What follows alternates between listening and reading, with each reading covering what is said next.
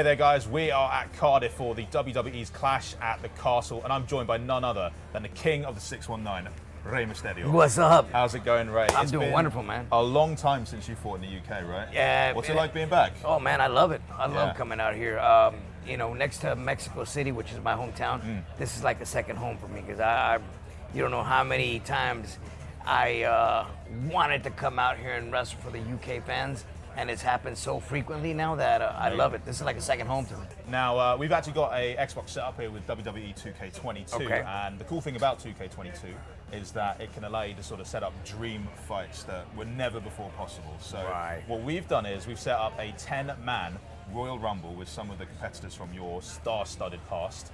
And we're going to see what your commentator chops are like. Maybe reminisce a little bit about your 20-year career as well. Let's do it. All right, Come on. awesome.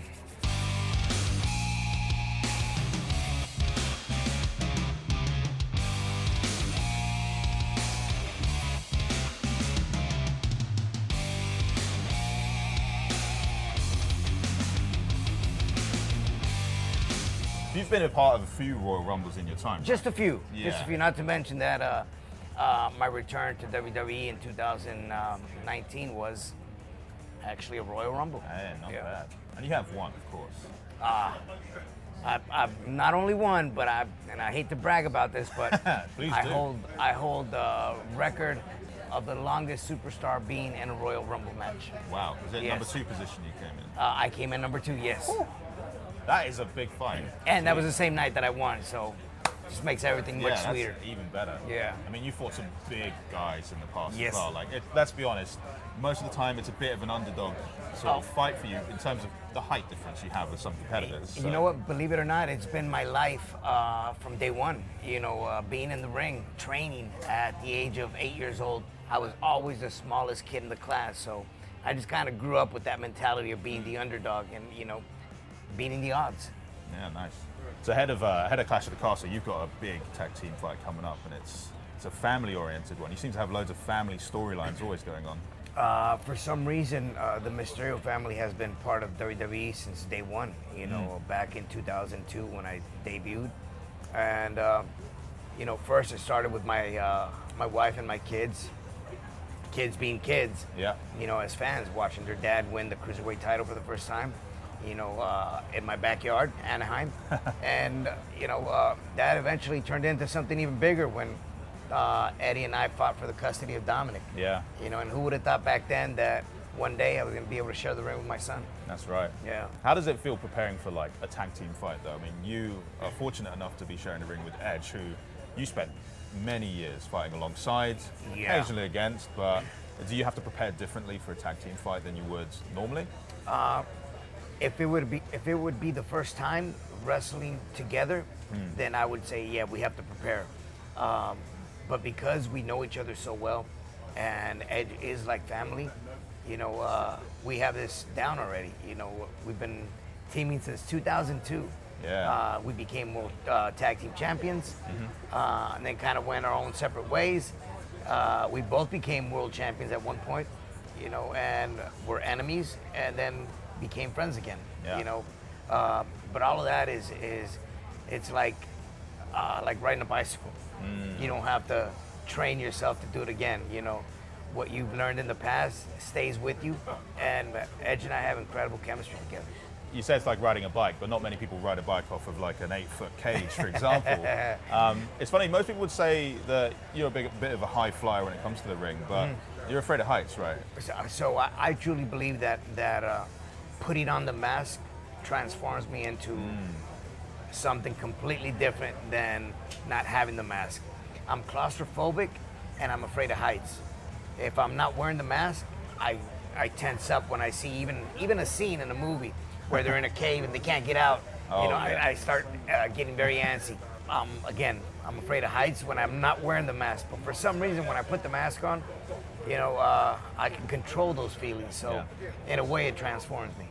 I mean, it must help being transformed when you're coming up against someone like Brock Lesnar, for example, who he's had his history within the WWE, in and out of it, and you have fought him before. Yes, and I that have. is a huge size difference to overcome. It is. As we all know, Brock is a beast of a man. You know, putting it lightly. Yeah. And he's an all-around athlete who has done incredible in the ring. You know, I admire his accolades and what he's accomplished.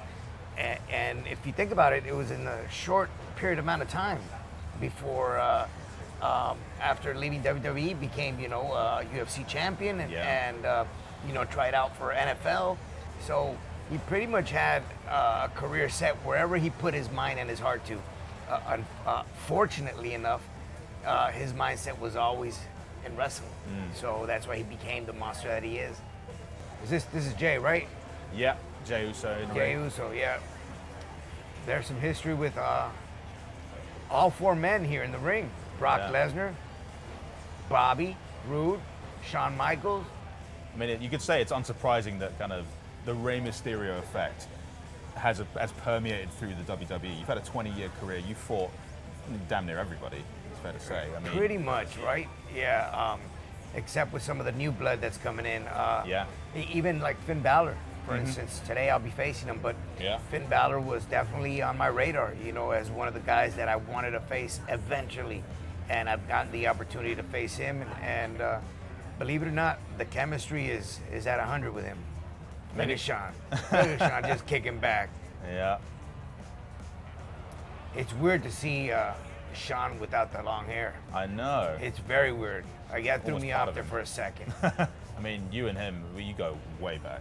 Way back. You had that fight where you were paying tribute, obviously, to Eddie. Eddie, yeah. Which is a beautiful thing to see two guys just give it their all for like one of their close friends. Incredible. Sean was always one of the guys that I wanted eventually to face, and just to have the opportunity.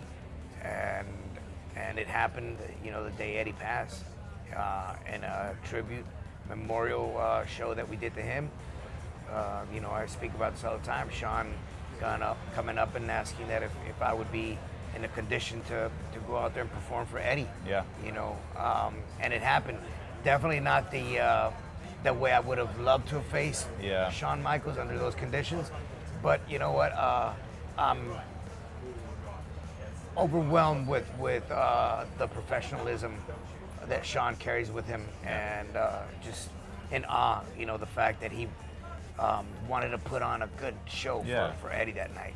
Anyway, that was an incredible fight. Jey Uso coming out on top. I mean, I don't know if I would have seen that coming, but he's a strong guy, and he's coming up as well. Especially with Brock being in there, and Sean being in there.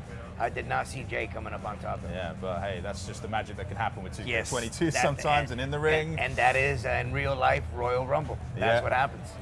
Ray, thanks so much for spending some time with us here ahead of your fight. Best of luck with it. We'll be watching as well and cheering you on. Guys, make sure you're checking out 2K22 if you want to get your own fix of WWE action, and we will see you in the next one. Bye.